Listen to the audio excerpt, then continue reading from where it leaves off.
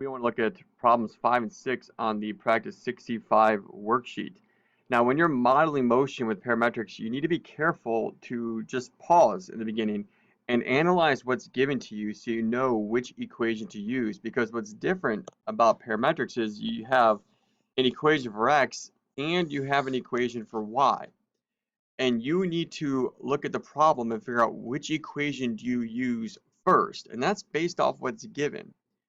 So you have to outline what's given to you to know where to start. And so in this problem, a rocket is supposed to release a parachute at its highest point, 300 feet in the air, 7 seconds after liftoff, and the rocket is being fired at an angle of 78 degrees from the horizontal. So let's kind of do what we've been doing, and let's analyze what's given to us. First, we're told the highest point is 300 feet in the air. Now that's a height, which makes me think that's a y value on it. A time is 7 seconds after liftoff. That's when the parachute is going to be released. So that's time. So I think that's my t. And then you're told the rocket is fired at an angle of 78 degrees. You know, that's your angle, which makes you think that's my theta. So the problem is asking us to find our initial velocity for part A. Now, initial velocity is this part. So we have to figure out which equation do we use, because there's two that have it in there. We need to just think, well, what's given to us and which equation do we use? Well, personally, I would love to use this equation because there's not as many variables. It's a lot easier to use. So I can try and see, is this my equation? Well, let's take a look. What do I know and what don't I know? I do know my angle. Check. I got that. That's good news. I want to find my initial velocity, so I don't know that. I do know time. Check. That's good news as well. So if I know a horizontal distance, I'll be able to solve for this variable. But the problem is, I don't know a horizontal distance. None of the values up here are my horizontal in the prompt. So I can't use that equation. That means I have to use this equation. And so I checked X and it didn't work. And so that's what I'm saying. You have to take your time with these modeling problems. And then let's check Y now. Maybe there's a chance and I can get rid of these. And maybe there's a chance if I do the same idea, outline what I have and go from there, that I can use this equation. So I do know my time. And somehow the gravity did not get transferred over. So I do know my time. So check, I know my time, I know my time, I know my theta. It's 78 degrees from the horizontal, so I believe my initial height is 0. That's good news. I'm checking them off. I know gravity. It's in feet, so it's going to be the 32 feet per second squared. That looks good so far. I don't know my initial velocity. That's what I'm trying to find. And wait a minute, I do know my height. I know every single variable for that y parametric equation except my initial velocity, which is awesome. So what I'm going to do is I'm going to kind of start my equation. I'm not going to plug in everything. I know y equals, and I like to go in standard form for quadratic, so I like to focus here. I'm going to have minus 1/2 gravity, so 32 t squared. Then I'm going to have this part right here, so plus I have my initial velocity and time, so time, initial velocity, sine of 78 degrees. And my initial height is 0, so I really don't even need to put the plus 0 there. Now I do know, so this is the equation at this point without plugging in my height or my angle.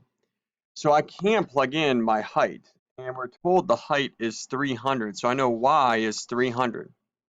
That equals -16 your time squared, so 7 squared, plus your time, which is 7. We have no idea what the initial velocity is. That's what I'm trying to find, sine of 78 degrees. Well, I have the ability to solve this equation. I can say 300 equals negative 784, negative 16 times 7 squared. Plus, now I'm going to use my calculator and I'm going to type in 7 sine of 78 and go to the decimal for that. And that's about 6.847. And I'm going to drop the F's value bars, V. So here's what I have so far. And let's shrink it down, give myself a little more room. Solving that, I'm going to add the 784 and get 1084 equals 6.847, my initial velocity. And so my initial velocity is 158.32 feet per second.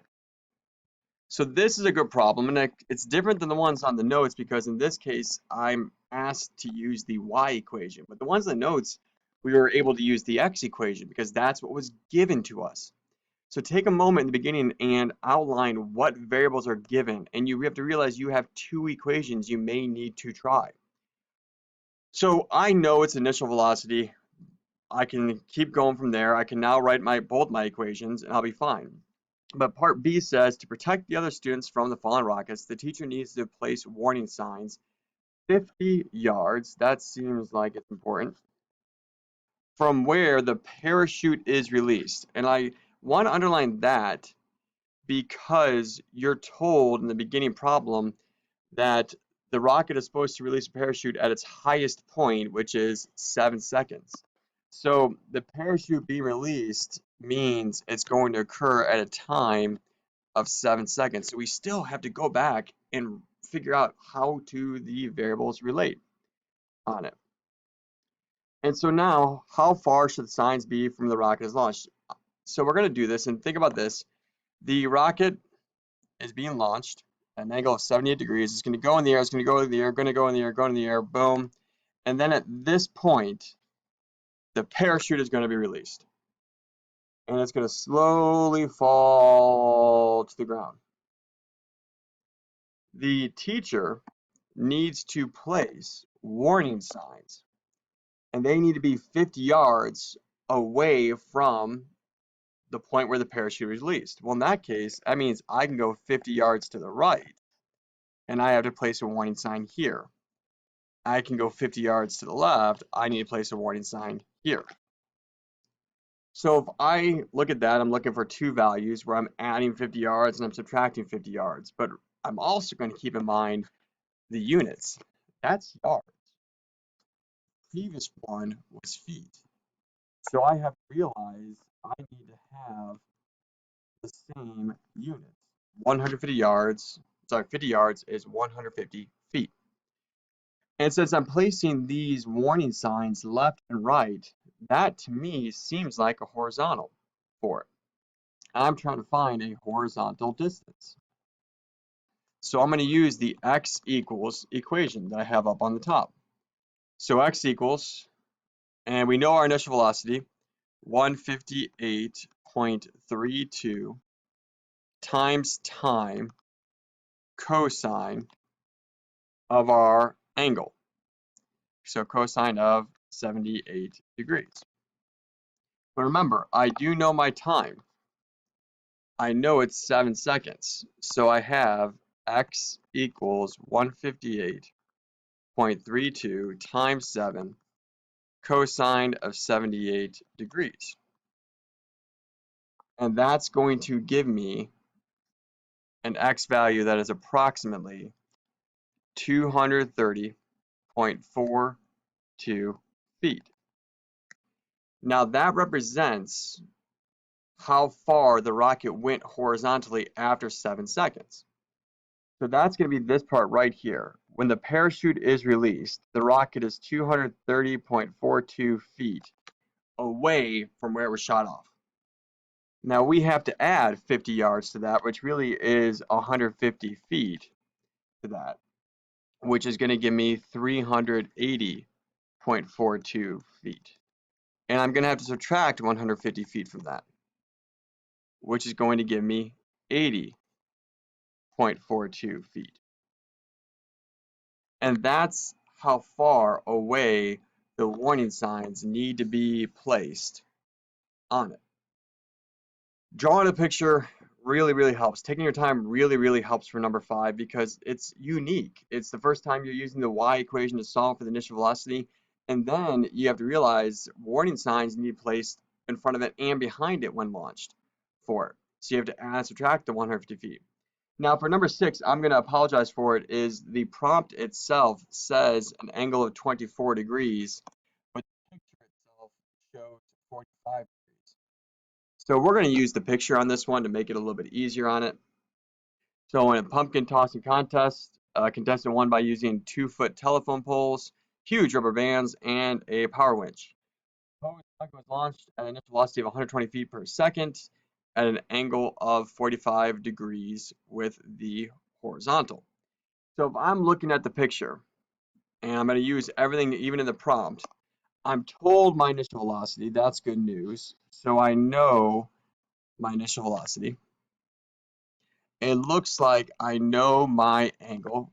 It is going to be from the picture 45 degrees, what we're going to use here. And this 25, that's your initial height.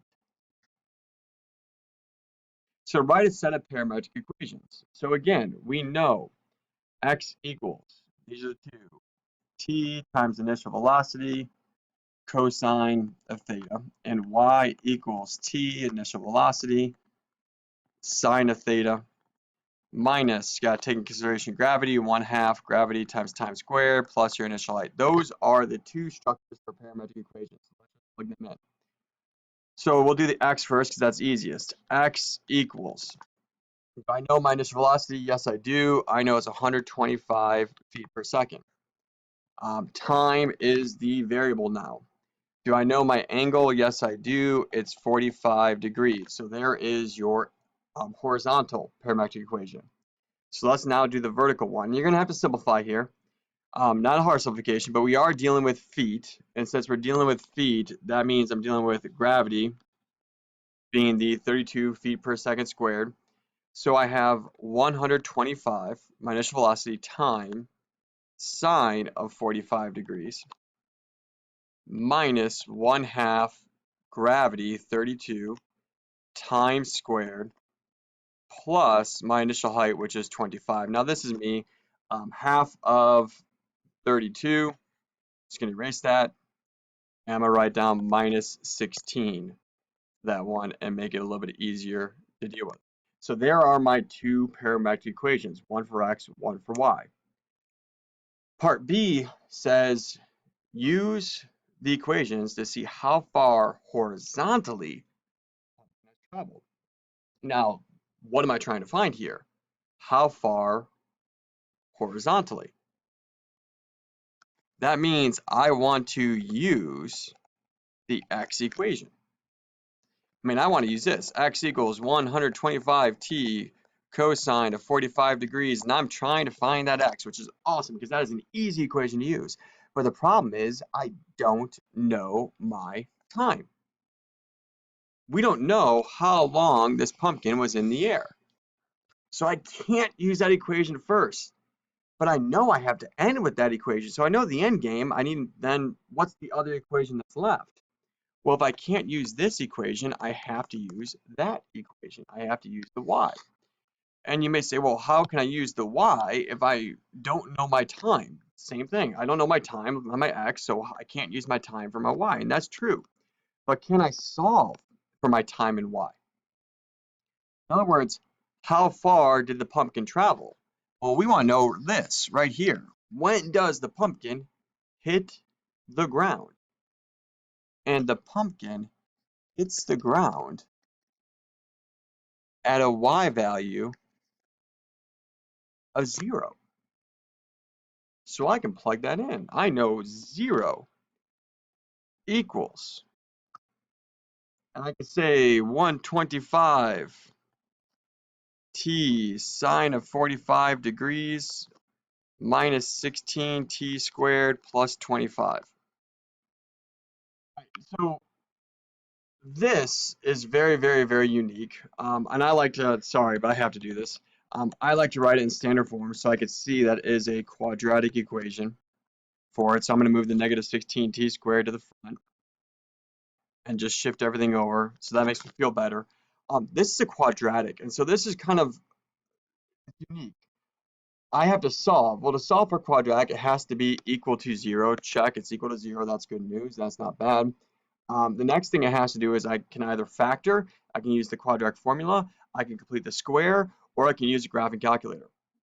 If you're going to use the quadratic formula, you're going to need to find what is 125 sine of 45 as a decimal, which that is about negative 88.39. We're going through that. Oh, sorry, it's 88.39. So when we go through x equals negative b, so negative 88.39, plus or minus, and I'm going to do my b squared minus 4ac, so 88.39 squared minus 4 times a is, well, negative 16. So 4ac, which is 25, all over twice a, twice negative 16. X equals, this is going to be fun, negative 88.39 plus or minus the square root of 9412.7921 over, much easier, negative 32. Now, if I use my calculator for these, it's going to be, it says x, so I apologize. Let's go back and change these because the variable you're looking for is time on it. So time equals negative 0.27, or time can equal 5.79.